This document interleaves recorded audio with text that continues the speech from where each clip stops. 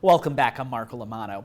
The history of Hart's Landing in Sarasota is as rich and tasty as the seafood they catch. I caught up with Sherwin Baldwin, owner of Hart's Landing, about nearly 90 years of changes, back to when the story of Hart's Landing began in Sarasota's less populated days of 1934. It's really easy to imagine in 1934. Obviously, Sarasota's vastly different than it is today, way less built up. It's much more of a small community. And Demas Hart would put a bonfire on the beach at night that would attract shrimp. And he'd wade out waist to shoulder deep, and with a net he would gather up shrimp. He would put them in the water buckets and then sell them to local fishermen who would use them as bait. And he became known for always having the best shrimp in the area. And there was always a folk tale about him would keep himself warm from being in the water by drinking some Jack Daniels. And, you know, he was really steeped in the legacy of the times.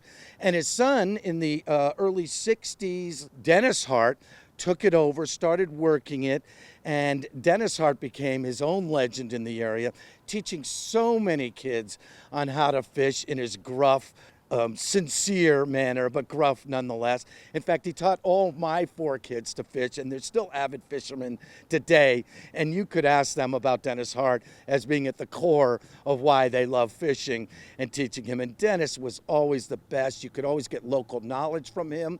If anybody in fishing knows that fishermen don't like to give away their numbers. You know what I'm saying? They don't like to give away their secrets. Dennis was always a plethora of information. So unfortunately, Dennis did die in the 2000s, and it was taken over by Jim Wallace, New Pass Grill, and they did a great job, but it fell on hard times. And in about 2014, actually the building was derelicted, it's condemned. Long story short, it went from county ownership to city ownership. And I think this is a really interesting recent history of it, because what happened was Ernest Doc Werland, a local philanthropist who loved this park with his wife Eloise, wanted to do something for the park. Jerry Fogel, director of Parks of Recreation in the city, former city manager Tom Barwin, wanted to see something happen here. So when they put it out to bid, they were looking for people that had a vision for the place. And my daughter Sarah and I, we own other businesses in Southwest Florida, immediately felt something strongly pushing us to do this. And through a series of process, we were selected and awarded the bid. And we all got together and shared our visions to what now people say is the best urban open space in all of Southwest Florida.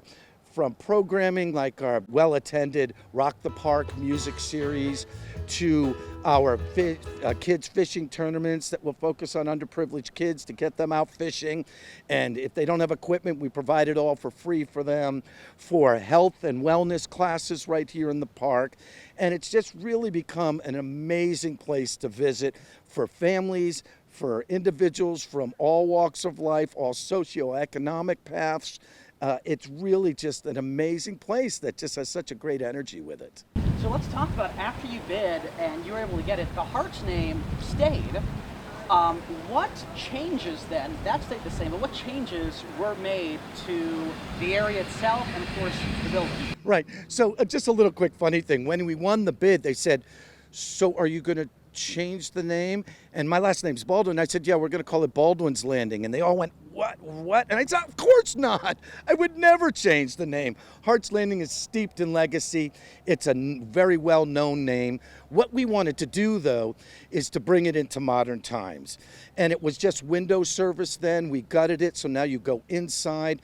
It is really a seriously professional level bait and tackle shop. It's updated. We have light food and snacks. We're open every day, 7 days a week till evening, late evening hours, on the weekends till midnight. We service a recreational and commercial fishing industry in this area, particularly during pandemic times, Marco. They relied on us for bait to then be able to go catch fish that winds up on all of our dining room tables. Yes, fishing became very, very, very popular during the pandemic. I mean, a great outdoor activity. a great outdoor activity, but also a lifeline for a lot of people for feeding themselves, for making income. You know, when the governor decided that it was an essential business, we kind of all scratched our heads a little bit, but then it made sense. It was obvious to those in this business just how important the fishing industry is to the area. Great talking to him, and a really nice place. Go up the Ringling Causeway. Sometimes you might get a nice concert at night.